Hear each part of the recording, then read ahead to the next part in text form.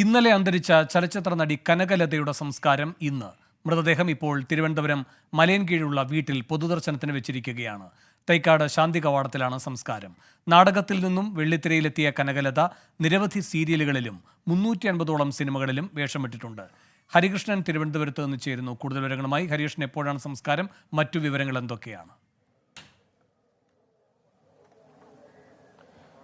വേണു, ഈ മലയാള സിനിമയുടെ ഏറ്റവും അഭിവാജ്യ ഘടകമായ ഒരു നടി കൂടിയാണ് കനകലത. ഈ കനകലതയുടെ സംസ്കാര ചടങ്ങുകൾ ഇപ്പോൾ വീട്ടിൽ മലയൻകീഴിലുള്ള സ്വവതിയിൽ പുരോഗമിക്കുകയാണ്. അല്പസമയത്തിനകം ഈ സംസ്കാര ചടങ്ങുകൾ, വീട്ടിലെ സംസ്കാര ചടങ്ങുകൾ പൂർത്തിയാക്കിയതിനു ശേഷം ഉച്ചയ്ക്ക് 1 മണിയോടെ തൈക്കാട് ശാന്തി കവാടത്തിലായിരിക്കും ഈ സംസ്കാരം നടക്കുക എന്നുള്ളതാണ്. ഈ ചെറു വേഷങ്ങൾ കൊണ്ട് മലയാള സിനിമയിൽ ഏറ്റവും വലിയ ഒരു നായികയായി മാറിയ, മലയാളി പ്രേക്ഷകരുടെ മനസ്സിൽ ഇടം നേടിയ ഒരു നായിക കൂടിയാണ് ഈ കനകലത. ഏകദേശം 350 സിനിമകളോളം അവർ വേഷമിട്ടിട്ടുണ്ട് എന്നുള്ളതാണ്.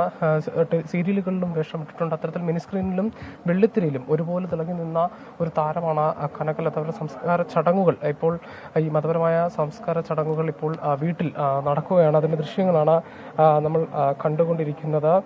1960-ലാണ് കനകലതയുടെ ജനനം. ഈ ഓച്ചിറ പരമേശ്വരൻ പിള്ളയുടെ മകളായിരുന്നു ജനനം. നാടകത്തിലൂടെയാണ് പിന്നീട് സിനിമയിലേക്ക് എത്തിയത്. ആദ്യ സിനിമയിൽ നായികയായെങ്കിലും അത് റിലീസായില്ല. പിന്നീട് ലെനിൻ രാജേന്ദ്രൻ സംവിധാനം ചെയ്ത ചില്ല് എന്ന സിനിമയിലൂടെയാണ് മലയാള സിനിമയിലേക്ക് എത്തിയത്. ശ്രദ്ധേയമായ വേഷം ചെയ്തത്. അത് അവിടുന്ന് പിന്നെ 400ഓളം സിനിമകളിൽ വേഷമിട്ടിട്ടുണ്ട്. എല്ലാം ഒന്നിനൊന്ന് മികച്ച വേഷങ്ങൾ. പക്ഷേ അവസാന കാലഘട്ടത്തിൽ ദുരിത ജീവിതം നയിക്കേണ്ടി വന്നു എന്നുള്ളതാണ് ഏറ്റവും സങ്കടകരമായ ഒരു കാര്യം.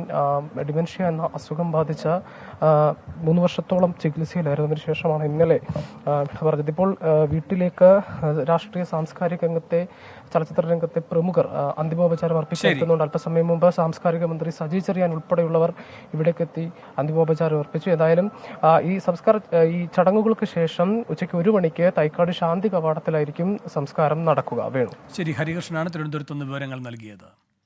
ലോകത്തെവിടെയായാലും ഏത് സമയത്തും 24 വാർത്തകളും ഓഗ്മെന്റഡ് റിയാലിറ്റി പാക്കേജുകളും എക്സ്പ്ലെയിനറുകളും വിശദമായി കാണാൻ ഞങ്ങളുടെ യൂട്യൂബ് ചാനൽ നിങ്ങൾക്ക് സബ്സ്ക്രൈബ് ചെയ്യാം.